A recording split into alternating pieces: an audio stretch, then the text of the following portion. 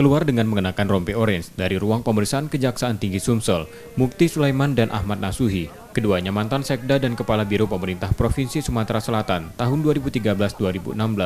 Setelah diperiksa selama 5 jam tim penyidik pidana khusus. Pemeriksaan keduanya awalnya sebagai saksi dari dugaan korupsi pembangunan Masjid Sriwijaya, namun setelah pemeriksaan mereka ditetapkan menjadi tersangka. Menurut Kasih Penkum Kejati Sumatera Selatan, penetapan tersangka pada keduanya karena sebagai kuasa anggaran dalam pembangunan masjid. Pasal pun yang diterapkan oleh penyidik Ditsus Kejaksaan Tinggi Sumatera Selatan sama, yaitu primer pasal 2, pasal 2 dan pasal 3.